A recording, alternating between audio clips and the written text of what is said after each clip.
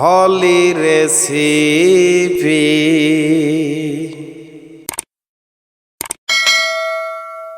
Hi viewers, আসসালামু আলাইকুম। হলি recipe channel থেকে আপনাদের সবাইকে স্বাগতম। আজ আমি আপনাদের সামনে নিয়ে হাজির হয়েছি পাউরুটি।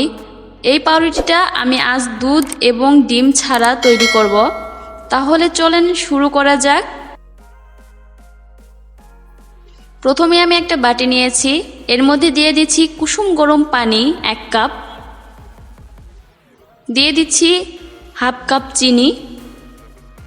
চিনিটাকে আমি ভালোভাবে মিক্স করে নিচ্ছি।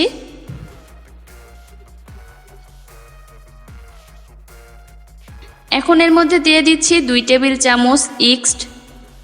আমি ইস্টগুলোকে অ্যাক্টিভ করে নেব।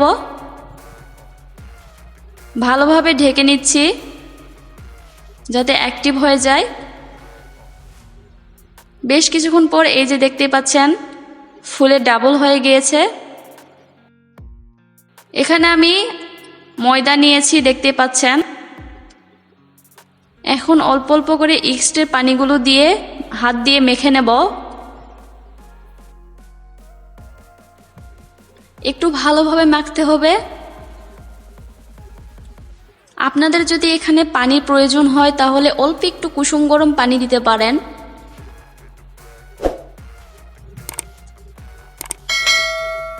সামান্য একটু তেল নিয়ে আমি সব দিকে এরকম করে মেখে নিচ্ছি।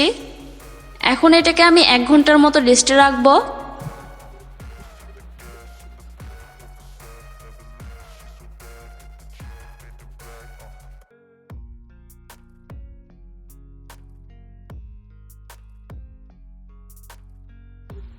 এই যে 1 ঘন্টা পর এরকম অবস্থা, দেখতে পাচ্ছেন ফুলে ডাবল হয়ে গিয়েছে।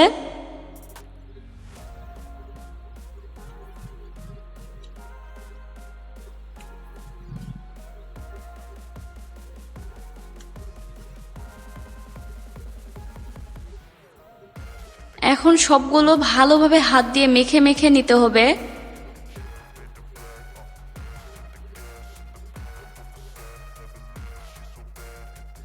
আমি সামান্য একটু আটা ছিটিয়ে দিলাম।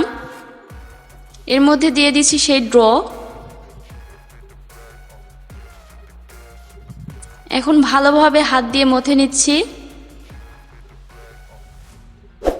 একটু সময় নিয়ে মথে নেবেন।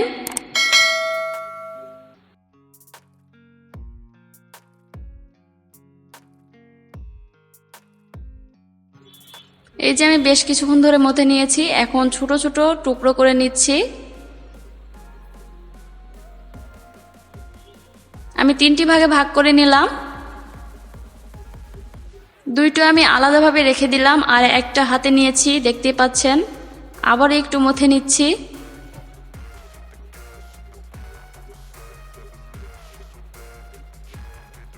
আর একটা লম্বা শেপ দিয়ে নিচ্ছি, যেটা ভিডিওতে আপনি দেখতে পাচ্ছেন। একটু বেলুনে দিয়ে বেলে নিচ্ছি। এখন এক সাইড থেকে এরকম ভাবে রোল করে নেবেন। আর লক্ষ্য রাখবেন ভেতরে যেন কোনো ফাঁকা জায়গা না থাকে। চেপে চেপে রোল করবেন।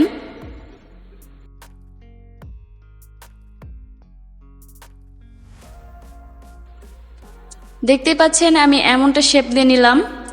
একটা বেকিং ট্রে নিয়েছি, 3টাই আমি এরকম করে দিয়ে দিয়েছি বেকিং ট্রের উপর। এখন রেখে দিচ্ছি 1 ঘন্টার মতো।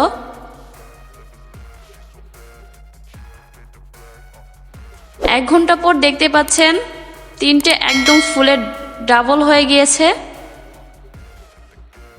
এখন জাস্ট বেক করার পালা।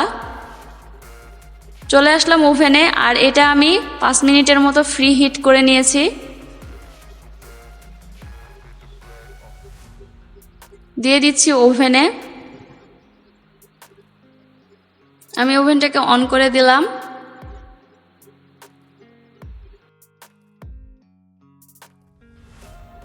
আমার পাউরুটি হয়ে গিয়েছে। এখন এটাকে আমি বের করে নিচ্ছি।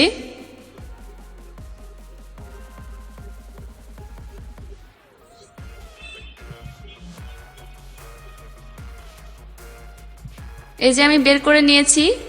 উপরে একটু ড্রাই মনে হচ্ছে, এই জন্য আমি একটু সয়াবিন তেল দিয়ে দিচ্ছি।